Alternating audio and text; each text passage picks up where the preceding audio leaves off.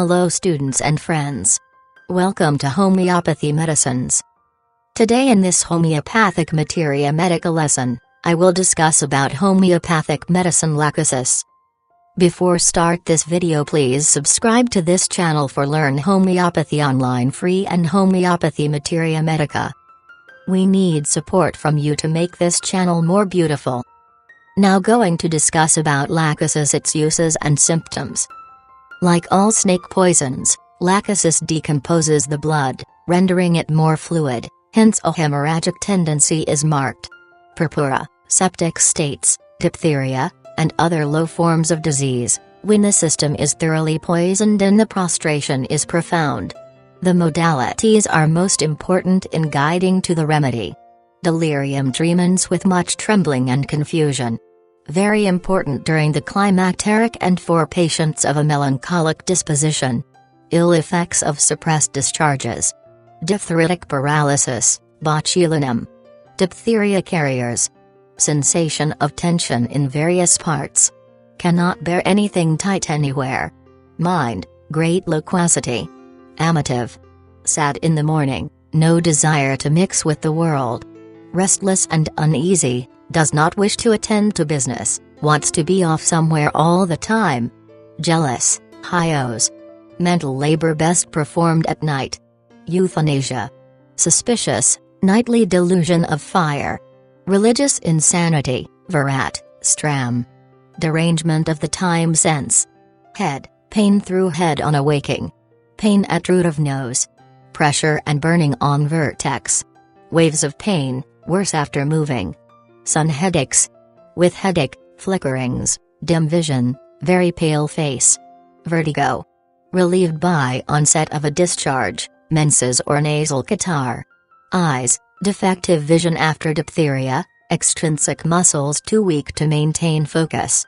Sensation as if eyes were drawn together by cords which were tied in a knot at root of nose. Ears, tearing pain from zygoma into ear, also with sore throat. Earwax hard, dry. Nose, bleeding, nostrils sensitive. Coryza, preceded by headache. Haasma, paroxysms of sneezing, silica, sabad. Face, pale. Trifacial neuralgia, left side, heat running up into head, foes. Tearing pain in jawbones, amphispina, foes. Purple, mottled, puffed, looks swollen, bloated, jaundiced, chlorotic. Mouth, gums swollen, spongy, bleed. Tongue swollen, burns, trembles, red, dry and cracked at tip, catches on teeth. Aphthous and denuded spots with burning and rawness. Nauseous taste. Teeth ache, pain extends to ears. Pain in facial bones. Throat, sore, worse left side, swallowing liquids. Quinsy. Septic parotiditis. Dry, intensely swollen, externally and internally. Diphtheria, membrane dusky, blackish, pain aggravated by hot drinks, chronic sore throat, with much hawking, mucus sticks, and cannot be forced up or down. Very painful, worse slightest pressure, touch is even more annoying. In diphtheria, etc., the trouble began on the left side. Tonsils purplish. Purple, livid color of throat. Feeling as if something was swollen which must be swallowed, worse, swallowing saliva or liquids. Pain into air. Collar and neckband must be very loose. Stomach, craving for alcohol, oysters. Any food causes distress. Pit of stomach painful to touch. Hungry, cannot wait for food. Gnawing pressure made better by eating, but returning in a few hours. Perceptible trembling movement in the epigastric region. Empty swallowing more painful than swallowing solids. Abdomen, liver region sensitive, cannot bear anything around waist. Especially suitable to drunkards. Abdomen tympanitic, sensitive, painful, bowel. Stool, constipated, offensive stool. Anus feels tight, as if nothing could go through it. Pain darting up the rectum every time B sneezes or coughs. Hemorrhage from bowels like charred straw, black particles.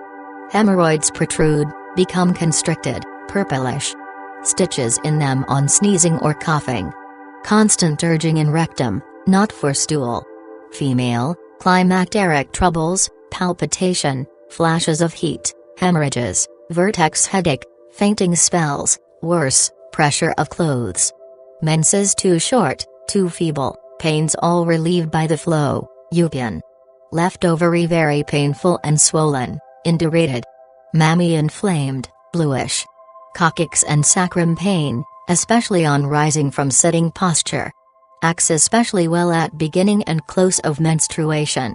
Male, intense excitement of sexual organs. Respiratory, upper part of windpipe very susceptible to touch. Sensation of suffocation and strangulation on lying down, particularly when anything is around throat, compels patient to spring from bed and rush for open window. Spasm of glottis, feels as if something ran from neck to larynx. Feels he must take a deep breath. Cramp-like distress in precordial region. Cough, dry, suffocative fits, tickling. Little secretion and much sensitiveness, worse, pressure on larynx, after sleep, open air. Breathing almost stops on falling asleep, grind. Larynx painful to touch. Sensation as of a plug, anac, which moves up and down, with a short cough. Heart, palpitation, with fainting spells, especially during climacteric. Constricted feeling causing palpitation, with anxiety. Cyanosis. Irregular beats. Back, neuralgia of coccyx, worse rising from sitting posture, must sit perfectly still. Pain in neck, worse cervical region. Sensation of threads stretched from back to arms, legs, eyes, etc., extremities, sciatica, right side, better lying down. Pain in tibia, may follow sore throat. Shortening of tendons. Sleep, patient sleeps into an aggravation. Sudden starting when falling asleep. Sleepiness, yet cannot sleep, bell, op. Wide awake in evening. Fever, chilly in back, feet icy cold, hot flushes and hot perspiration. Paroxysm returns after acids. Intermittent fever every spring. Skin, hot perspiration, bluish, purplish appearance. Boils, carbuncles, ulcers, with bluish, purple surroundings. Dark blisters. Bed sores, with black edges. Blue-black swellings. Pyemia, dissecting wounds. Purpura, with intense prostration. Senile erysipelas. Wens. Cellulitis. Varicose ulcers. Modalities, worse, after sleep, kali bitch. Lachesis sleeps into aggravation, ailments that come on during sleep, galk, left side, in the spring, warm bath, pressure or constriction, hot drinks. Closing eyes. Better, appearance of discharges, warm applications. Lachesis is a frequently indicated remedy, and one that you will need to study much in order to know how to use. Lachesis seems to fit the whole human race, for the race is pretty well filled up with snake as to disposition and character, and this venom only causes to appear that which is in man. We will first give a survey of the general symptoms, those which characterize the remedy and are of greatest importance, and the circumstances under which the symptoms appear, are brought out, or are aggravated. One who is a constitutional lachesis patient will find himself suffering from an aggravation of his symptoms in the spring, when he goes out from the cold weather into the milder weather, and especially is that so if it is mild and rainy, or cloudy weather. Or if he goes from a cold into a warmer climate, the symptoms of lachesis will come out. The warm south winds excite the lachesis symptoms. The symptoms of lachesis are worse on entering sleep. He may have felt nothing of his symptoms when awake, but when sleep comes on they are aroused, and they gradually increase as the sleep is prolonged, so that a very long sleep will aggravate all the state and condition of a lachesis patient, and when awakening from sleep he looks back upon that sleep with sorrow. The sleep has been disturbed by attacks of suffocation and by awful dreams, and now, after having slept a long time, he arouses with dreadful headaches, with palpitation, with melancholy, with sorrows from head to foot. His body is full of suffering and his mind sees no brightness in anything. There is a cloudy state, sadness, melancholy, insane notions, whims, jealousy and suspicion. When taking a warm bath, or applying warm water to places that are inflamed, his mental symptoms are aggravated. After a warm bath or after getting warmed up, or, if he becomes chilled from being out on a cold day and then goes into a warm room, the symptoms come on. After going into a warm bath, palpitation comes on, it seems as if his head would burst, his feet become cold, and he is shocked all over, pulsation all over, or feeble heart. Fainting in a warm bath. Girls sometimes faint when going into a warm bath. The patient may be cold and chilly, yet the warm room increases or brings out the symptoms. The general aspect of the patient and the localities will point sometimes to lachesis. Upon the face there is an appearance of anxiety, of unrest and distress. The face is spotted or purple and the eyes are engorged. The eyes look suspicious. If there is an inflamed spot, it is purple. If there is an inflamed gland, and lachesis is full of inflammation of the glands and cellular tissues, there is a purple or mottled appearance. If there is an ulceration, the ulceration bleeds black blood, which soon coagulates and looks like charred straw. From the wounds there is much bleeding. Small wounds bleed much like phosphorus and creosote. A prick of a pin will ooze great drops of blood. Ulcers eat in, have false granulations, are putrid, bleed easily, and the blood is black, and all round the ulceration there is a purple, mottled appearance, looking as if about to become gangrenous. Often gangrene does come, gangrene of parts that have been injured. Sloughing with great offensiveness. The parts turn black and slough. The veins become varicose. These are found upon the limbs, having the appearance of the varicose veins that come after gestation. Enlargement of the veins is a prominent condition of lachesis. From the slightest exertion of the mind or from the slightest emotion the extremities become cold, the heart becomes very feeble, the skin is covered with sweat and the head is hot. Warmth does not seem to relieve the coldness of the feet and hands, they are so cold. They may be wrapped up in flannels and still they remain cold, but the patient has an aversion to heat, aversion to a warm room, because suffocation is brought on. He cannot breathe and wants the windows open. It is weakness of the heart, sometimes so weak that it can hardly be heard or felt, and the pulse is feeble and intermittent. At other times there is audible palpitation of the heart. As we go over the symptoms of the text we will notice something singular about the complaints, that is, their tendency to affect the left side, or to begin on the left and extend to the right. The paralysis begins by gradually appearing weakness upon the left side, which extends to the right side. It has a strong affinity for the ovaries, and in this it will be found that the left ovary is affected first. So, in inflammation of the ovaries, the left will be affected first, and later the right. The inflammation begins on the left side of the throat and gradually goes to the right. The left side of the head is commonly most affected. The left eye becomes painful and the pain extends to the right. The left side of the back of the head, in the occipital headache, will be more affected than the right. This does not always follow, and if the reverse is true it does not contraindicate lach, but such is the common feature of it. Left upper and right lower, has been observed. In many symptoms of lachesis, there is morning aggravation. This is the well-known lachesis aggravation after sleep, the patient will sleep into the aggravation. In the milder symptoms this aggravation is mild and is not felt until after the patient wakes up from a long sleep, but if the aggravation is one that is of considerable violence, the patient may feel it immediately on going to sleep, and it arouses him, for instance, the heart symptoms. As soon as he goes into a sleep he rouses up with palpitation, with dyspnea, with suffocation, with exhaustion, with vertigo, with pain in the back of the head, and many other circulatory disturbances. The next most important thing to be studied is the mental state. Nothing stands out more boldly than the self-consciousness, the self-conceit, the envy, the hatred, the revenge and the cruelty of the man. These things, of course, are matters of self-consciousness, an improper love of self.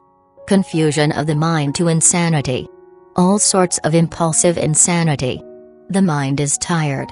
The patient puts on an appearance like the modeling of a drunkard, talks with thick lips and thick tongue, blunders and stumbles, only partly finishing words, the face is purple and the head is hot. There is choking and the collar is uneasy about the neck, and the more uneasiness about the neck, the more choking, the more confusion of mind and the more appearance of intoxication. You will see if you talk with one who is intoxicated with whiskey symptoms like Lachesis, he stumbles through, hardly realizing what he says, half finishing his sentences and his words, leaving his G's off all the present participles, he stumbles and blunders, he mutters, and tells you first one thing and then another. These symptoms are increased under the circumstances mentioned, in the spring, in the warm weather following a cold spell, in rainy weather, after a warm bath, after sleep. The mental state is large. Jealousy without any reason. Unwarranted jealousy and suspicion. Many times this medicine has cured suspicion in girls, when they were simply suspicious of their girlfriends. She never sees a whispered conversation going on but they are talking about her, to her detriment. Suspects that they are contriving to injure her, and she will resort to any scheme to see if they were not talking of her to her detriment. A woman imagines that her friends, husband, and children are trying to damage her, that her friends are going to put her in an insane asylum. Apprehension of the future.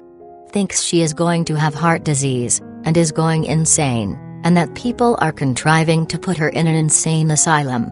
Imagines her relatives are trying to poison her and she refuses to eat. She thinks sometimes that it is only a dream and she can hardly say whether she dreamed it or whether she thinks it. She thinks she is dead, or dreams that she is dead, and in the dream preparations are being made to lay her out, or that she is about to die. Thinks she is somebody else, and in the hands of a stronger power. She thinks she is under superhuman control. She is compelled to do things by spirits. She hears a command, partly in her dream, that she must carry out. Sometimes it takes the form of voices in which she is commanded to steal, to murder, or to confess things she never did, and she has no peace of mind until she makes a confession of something she has never done. The torture is something violent until she confesses that which she has not done. Imagines she is pursued. Imagines that she has stolen something, or that somebody thinks she has stolen something, and fears the law. She hears voices and warnings, and in the night she dreams about it. The state of torture is something dreadful, and it then goes into a delirium with muttering. The delirium is carried on like one muttering when drunk. This state increases until unconsciousness comes on and the patient enters into a coma from which he cannot be aroused. The patient also goes through periods of violence and violent delirium. It is full of religious insanity. You will find a dear, sweet old lady, who has always lived what would be called an upright and pious life, yet she is not able to apply the promises that are in the Word of God to herself. These things seem to apply to somebody else, but not to her. She is full of wickedness and has committed the unpardonable sin. She is compelled to say these things, she is overwhelmed by these things and she is going to die and going to that awful hell that she reads about. The physician must listen to this with attention. The physician might make the mistake in this instance of making light of such feelings. If he does, the patient will not return, and he will be deprived of the chance of benefiting her. No matter what her whims are, no matter what her religious opinions are, her state of mind must be treated with respect. It must be treated as if it were so. She must have sympathy and kindness. It is an unfortunate thing for a doctor to get a reputation of being an ungodly man among pious people, as he will be deprived of doing these people an immense amount of good. He must be candid with all the whims and notions of the people that he visits in the world. He must be everybody's friend, and he can be such without any hypocrisy if he is simply an upright and just man. The state of religious melancholy, with religious insanity, is not uncommonly attended with much loquacity, with talkativeness, which Lachesis is full of. It is commonly among women, very seldom among men, that we find this religious melancholy. Now, this woman is impelled to tell it. She will annoy her intimate friends, day and night, with this story of the damnation of her soul and her wickedness and all the awful things she has done. If you ask her what things she has committed, she will say everything, but you cannot pin her down to the fact that she has killed anybody. If you allow her to go through with her story, she will tell you all the crimes in the calendar that she has committed, although she has been a well-behaved and well-disposed woman. There is another kind of loquacity belonging to Lachesis. The patient is impelled to talk continuously. It is found in another state in which the patient is compelled to hurry in everything she does, and wants everybody else to hurry. With that state of hurry is brought out the loquacity, and this is something far beyond comprehension until you have once heard it. There is no use attempting to describe it, it is so rapid, changing from one subject to another. Sentences are sometimes only half finished. She takes it for granted that you understand the balance and she will hurry on. Day and night she is wide awake, and with such sensitiveness to her surroundings that you would naturally think, from what things she hears and how she is disturbed by noise, that she can hear the flies walk upon the walls and the clock striking upon the distant steeple. You do not get all these things in the text, you have to see them applied. But the things I give you that are brought out clinically are those things that have come from applying the symptoms of the remedy at the bedside to sick folks. Most extraordinary loquacity, making speeches in very select phrases, but jumping off to most heterogeneous subjects. One word often leads into the midst of another story. These states may come on in acute diseases like typhoid, when it will take the usual typhoid delirium. Or they may come on in conditions like diphtheria, or in any of the diseases that are characterized by blood poisoning. They may come on in the puerperal state, or may take the form of insanity. It is a long-acting remedy, and if it has been abused its effects will last a lifetime. In many cases a close connection between the mental symptoms and the heart symptoms will be noticed, especially in young women and girls who have met with disappointment, who have been lying awake nights because of disturbance of the affections, or from disappointment, or from shattered hopes, or from grief. Prolonged melancholy, mental depression, hysterical symptoms, weeping, mental prostration and despair, with pain in the heart, with a gone sensation or sensation of weakness in the heart, with difficult breathing. She meditates upon suicide, and finally settles back into an apathetic state, in which there is an aversion to everything, to work, and even to thinking. I might impress upon your mind the head symptoms if I related the case of a patient who described her symptoms probably more typically than you can find in the books. She was sitting up in bed and unable to lie down, she was worse from lying down, her face was purple, her eyes were engorged, the face puffed and tumid and the eyelids bloated. She sat there perfectly quiet in bed and described the pain as a surging sensation, which came up the back of the neck and head and then over the head. That is a typical feature of Lachesis. A surging in waves. Waves of pain that are not always synchronous with the pulse. They may not relate to the flow of blood at all. The surging is aggravated by motion, not so much in the act of motion, but after moving. It is sometimes felt after walking or changing to another place, and sitting down again, that is, a few seconds after the motion is completed the pain begins, and it comes to its height instantly and then gradually subsides into a very steady surging or a more steady ache. In the head there is a continuous steady ache, which may be aggravated or aroused into a surging which is so violent that it seems as if it would take the life of the patient. The headache begins in the morning on waking. The milder Lachesis headaches begin in the morning on awaking and wear off after moving about a while. With the headaches and complaints in general there is a momentary vanishing of thought, all sorts of vertigo. Vertigo with nausea and vomiting. The vertigo inclines the patient to turn to the left. Lachesis has bursting pains in the head, congestive pains with a feeling as if all the blood in the body must be in the head, because the extremities are so cold and the head pulsates and hammers. This pulsating headache is part of a general pulsation from head to foot. In all arteries and inflamed parts, there is pulsation. The inflamed ovary pulsates, and it feels at times as if a little hammer were hammering upon the inflamed part with every pulsation of the artery. Lactases has a number of times cured fistula in ano when associated with this feeling as if a hammer continually hammered the little fistulous pipe. It has cured fissure of long standing when it felt as if the inflamed part were being hammered. Hemorrhoids have been cured when this sensation of hammering was present. So that we see this pulsation in the head is not a special symptom, but is a general symptom, brought out in relation to the head. Some symptoms are valuable because of the frequency of their association, and when such is the case their concomitant relation becomes important. The cardiac symptoms are frequently connected with the headache symptoms in Lachesis. It is seldom that you will see Lachesis headaches without cardiac difficulty. A weak pulse, or the pulsation felt all over the body, is more or less associated with violent Lachesis headaches.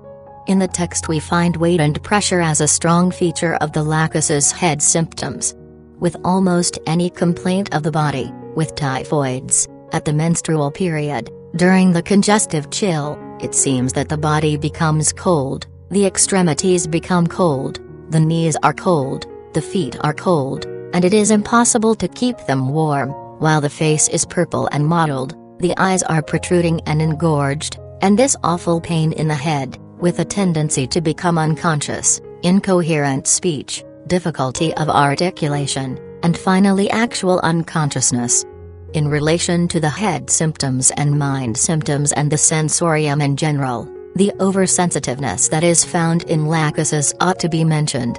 His symptoms become very intense. The vision becomes very intense, the hearing becomes intense, the sense of touch especially is overwrought. The touch of the clothing becomes very painful, while hard pressure may be agreeable. The scalp becomes so sensitive to the touch of the hand that it is painful, while the pressure from a bandage is agreeable. Oversensitive to noise, oversensitive to motion in the room, to conversation and to others walking over the floor.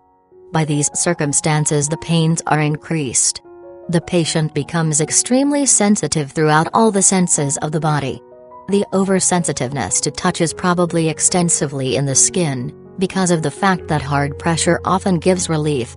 In one who is suffering from peritonitis, from inflammation of the ovaries or uterus, or any of the abdominal viscera, the skin is so sensitive to the clothing that contrivances are sometimes necessary to relieve the suffering from the touch of the bed clothing. Something in the form of a hoop will be found in the bed, or the patient will have the knees drawn up, or with the hands will hold the clothing from touching the body. The ordinary weight of the hand may bring out the soreness that is in the abdomen, which is an entirely different soreness, whereas the clothing touching the abdomen only brings out the oversensitiveness of the skin. The mere touch of the skin with the finger or hand is unbearable. There are many inflammatory and congestive conditions of the eyes. The eye symptoms are worse after sleep, and the eyes are oversensitive to touch and light. With the eye symptoms we have headaches, because the brain and eyes are so closely associated. In the sore throats, when the spatula or tongue depressor happens to touch the wall of the throat, the tonsil, or the root of the tongue, there is a feeling as if the eyes would be pressed out. Violent pain in the eyes from touching the throat. Lachesis is a great jaundice medicine, because it produces much disturbance in the liver. Yellowness of the skin and whites of the eyes, and thickening of tissues about the eyes. Fistula lacrimalis, which is accompanied by long-standing eruptions about the face. Oversensitiveness of the meatus auditoris externus. Anything introduced into the canal of the ear will cause violent, spasmodic coughing and tickling in the throat. So sensitive is the mucous membrane of the ear that a violent cough, like whooping cough, will come on from touching the mucous membrane of the ear. This only shows the oversensitiveness of reflexes, and the oversensitiveness in general. With the hearing there is the same oversensitiveness that we have spoken of elsewhere. The eustachian tube becomes closed with a catarrhal thickening, stricture of the eustachian tube. The catarrhal symptoms of the nose are prominent. Frequent bleeding of the nose and body, watery discharge from the nose. Always taking cold in the nose. Stuffing up of the nose, with disturbance of smell, oversensitiveness to smell, and oversensitiveness to odors, finally loss of smell. Lachesis has inflammatory conditions, very chronic in character, with crusty formations in the nose, sneezing, watery discharges from the nose and catarrhal headaches. Sometimes the headache goes off when the catarrhal discharge comes, and when the catarrhal discharge stops the headache comes on. Violent headache with discharge, with sneezing and coryza. Congestive headaches with coryza. This catarrhal condition has led to the use of Lachesis in syphilis. It is sufficiently similar to cope with the severe forms of nasal syphilis, syphilis where it has affected the nasal mucous membrane, producing crusts and finally affecting the bones. Fetidocena, very offensive discharges from the nose. Bleeding from the nose need not surprise you, because Lachesis is a hemorrhagic remedy. The blood from the nose or any part, when it dries or clots, looks like charred straw or becomes black. Parts bleed easily. Copious and prolonged uterine hemorrhage, copious and prolonged menstruation, bleeding from the nose, vomiting of blood, hemorrhage from the bowels in typhoids. Great sensitiveness of the nostrils and lips, swelling of the lips, great swelling and tumefaction of the nose in old cases of syphilis. The nose swells up and becomes purple. The nasal bones are very sore, soreness upon sides of the nose. Lachesis is an especially useful medicine in old drunkards who have red nose, and in heart affections with red nose. A red knob on the end of the nose, a strawberry nose. The face is purple and mottled, the eyelids are tumid, very much puffed, not bloated as in edematous subjects, but puffed. There is not the pitting upon pressure that we find in edema, although Lachesis has that, but there is a puffiness peculiar to Lachesis. The face looks swollen and inflamed, due to a venous stasis, so that the face is purple and mottled. The nose is tumid, yet it will not remain pitted upon pressure. The lips feel as if inflamed, yet are not inflamed, simply sensitive to pressure. The face has also an edematous appearance in which there is pitting upon pressure, in cardiac affections, in cases of Bright's disease. On the other hand, the face becomes very pale and cold, the skin covered with scaly eruptions. Eruptions that bleed easily, with crusty eruptions, with vesicular eruptions. Eruptions that fill with blood, bloody vesicles and large blood blisters, such as occur sometimes in burns, with burning. The face becomes jaundiced and very sallow. At times it takes on the appearance also of eclarosis. If you have once seen the chlorotic color, it need not be described. It is a condition of anemia, with yellowish pallor, ash-colored or gray, intermingled with a sort of greenish color, so that the ancients often referred to it as green sickness. Again the face becomes livid and puffed like the bloated aspect of drunkards, the mottled purple appearance of drunkards who have been drinking for years, until they are bloated and broken down and have a besotted aspect. You see that in Lachesis. In Lachesis we have a remedy for erysipelas and gangrenous affections, and about the affected part there is the Lachesis appearance, that is the mottled, purplish appearance. Lachesis has become clinically a marked remedy for erysipelas and for gangrene. As provers do not follow up remedies until they produce these things, we have to gather them from the poisonous effects and clinical observation. In Lachesis there is oozing of blood around the teeth, the gums bleed easily. Dry crusts appear upon the teeth in zymotic diseases, often black formations, swords, and the tongue takes part in the appearance of the mouth and becomes slick. This occurs in typhoid conditions when there is a total loss of assimilation, the appetite is entirely gone, the stomach will not take food, and when food is put into the stomach it is rejected. There is also perisis of the tongue. The tongue seems to be like leather in the mouth, it is moved with great difficulty. And the speech is like that of one half intoxicated, he is unable to articulate. The tongue swells and is protruded very slowly. It is dry and catches on the teeth and seems to have lost its stiffness. Seems like a rag, or as if the muscles did not act upon it so that it cannot be protruded, or if it is protruded it trembles and quivers and jerks and catches on the teeth. Again, it is swollen, it is denuded of its pupilla, and smooth, shiny and glassy as if varnished. In the mouth there is a soapy appearance of the saliva. The saliva runs into the mouth copiously, and the patient will often lie with the head over the side of the bed, and the saliva dripping into a pan or commode. The saliva is stringy and can be pulled out of the mouth in strings, white mucus or saliva. This is not an uncommon feature in diphtheria, in sore throat, in inflammation of the tongue and mouth and gums, and in inflammation of the salivary glands. When this mucus is thick, tough, yellow, stringy and ropey, it is like Colibacromicum. You will often find in severe sore throat that the patient will lie and gag, and cough, and attempt with difficulty to protrude the tongue to expel the saliva from the mouth. Very often the pain is so severe in the root of the tongue that he cannot expel the saliva by the tongue, and he will lie with the open mouth over a commode, or with a cloth over the pillow, to receive the thick, ropey saliva. In such a state with sore throats, especially those that commence on the left side and go to the right, you hardly need to question longer, for it is the aspect of Lachesis. This state of affairs would lead to Lachesis in ordinary inflammatory conditions of the tongue and in cancerous affections of the tongue. Lach has in its nature the tendency to formation of malignant scabs and malignant ulcers, such as we find in epithelioma. It has cured a number of cases of epithelioma. It has been a very useful remedy in lupus. It is an important remedy in syphilitic sore throat, in syphilitic ulceration of the throat, tongue and roof of the mouth with this copious, stringy saliva.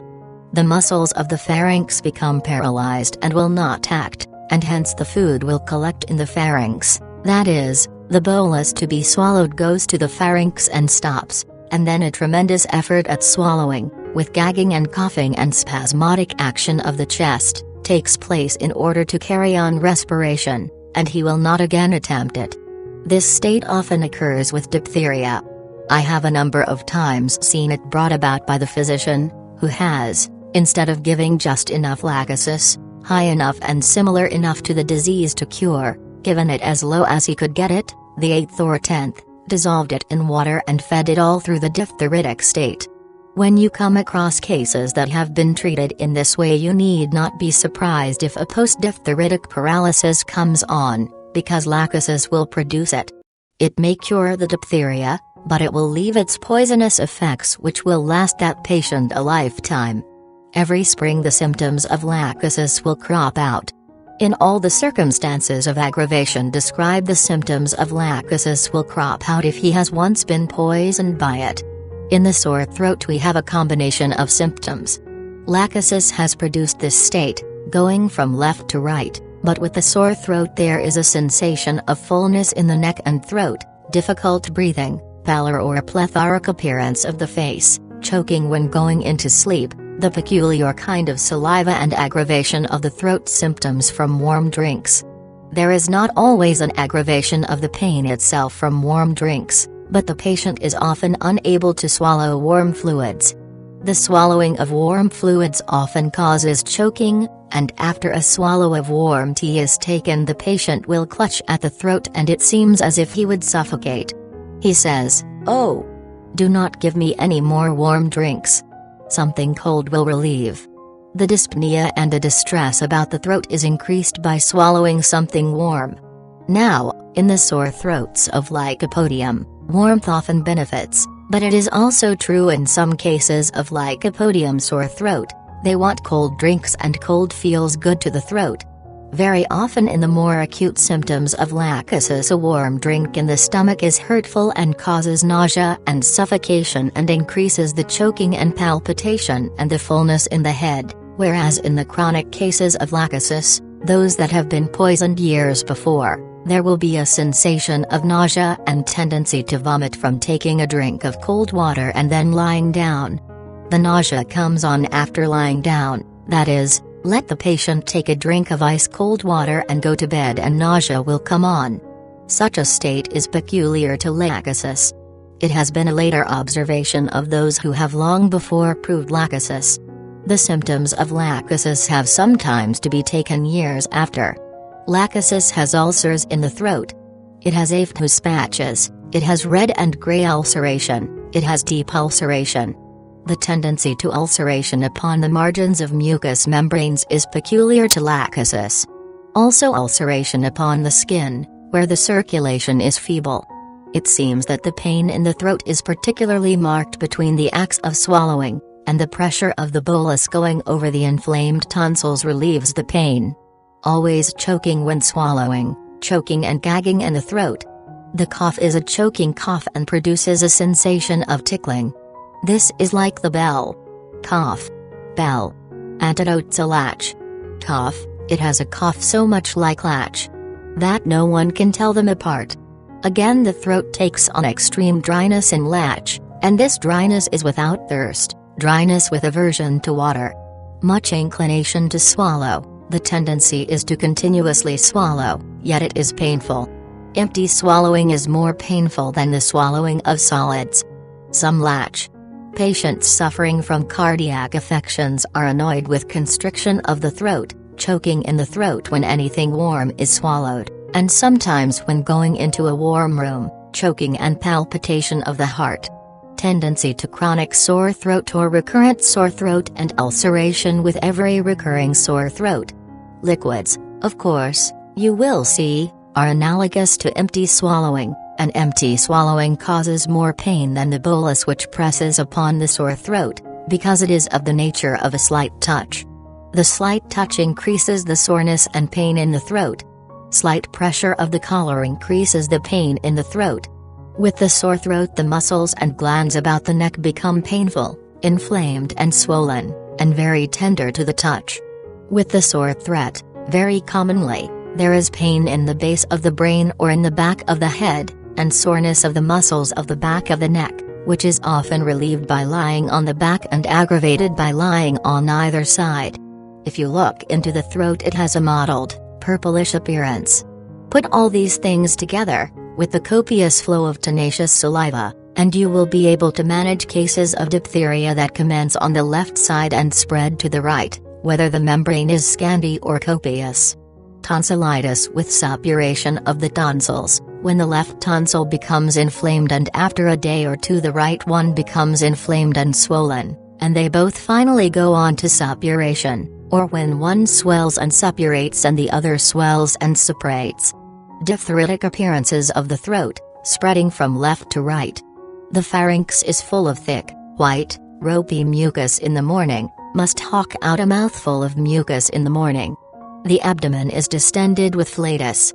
The abdomen is tympanitic in typhoid condition, much rumbling in the distended abdomen.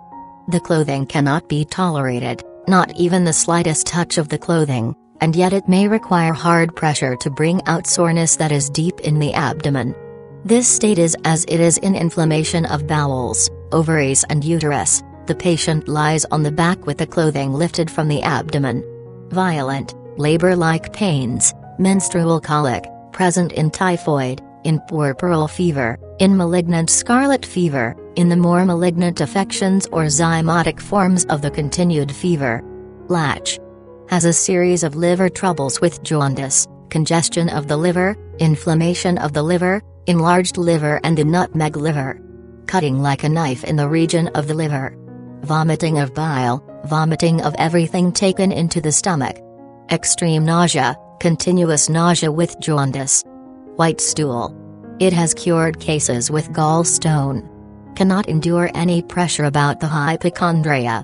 In the chronic state, the sensitiveness of the skin is so great over the abdomen, and about the waist and hips, that the wearing of the clothing creates pain, great restlessness and uneasiness. The patient grows increasingly nervous and finally goes into hysterics. Sensitiveness over the lower abdomen, can scarcely allow her clothes to touch her. It seems strange at first reading that Lachesis can be such a common remedy at the menstrual period. It is also laid down as a remedy for the climacteric period. Now if you will study the cases of many women at the climacteric period, you will find that many of them have the flushes of heat and the surgings in the head and the great circulatory disturbances that are found under Lachesis. This is also true of the complaints, the headaches, etc., that come in women at the climacteric period and at the menstrual period. The Lachesis symptoms are strong in women during menstruation. There is violent headache, boring pain in the vertex, nausea and vomiting during menses. The discharge in the female, either as a menstrual flow or as a hemorrhage, is black blood. Pain in the left ovarian region, or going from left to right. Induration of one or both ovaries. It has cured suppuration of the ovaries. The uterine region is very sensitive to touch, to the slightest contact of the clothing, in inflammation of the ovaries, pains in the ovaries and uterus going from left to right. Pains in the pelvis going upwards to the chest, sometimes the surging of pain going upwards, grasping the throat. Labor pains surge up, with clutching at the throat, or the labor pains cease suddenly, with clutching at the throat. The menstrual pains increase violently until relieved by the flow. The menstrual sufferings are before and after the flow, with amelioration during the flow. The menstrual flow intermits one day and then goes on for one day, and during the intermission there is likely to be pain or headache. Menorrhagia with chills at night and flushes of heat in the daytime. During the menstrual period, violent headache, especially at such times as the flow slackens up. It is a general feature of Lachesis to be relieved by discharges. Catamania flow but 1 hour every day, on stopping, violent pains follow in region of left ovary, alternating with gagging and vomitation. It is especially useful at the menopause, because of the flushes of heat. Uterine hemorrhage, fainting spells, suffocation in a warm room, orgasm of blood most violent. Complaints during pregnancy. Inflammation of the veins of the leg. Varicose veins, blue or purple, extreme sensitiveness along the veins, sensitive to the slightest touch, though relieved by pressure. This study of Lachesis is only a commentary on some of its important parts. Thanks for watching this video. If you want more videos like Lachesis, please subscribe this channel and press the bell icon. To learn homeopathy course online free with Homeopathy Materia Medica. Comment us your feedback and what you want in next video. Like and share this video with your friends and family. Thank you. Have a nice day. Stay healthy, stay happy.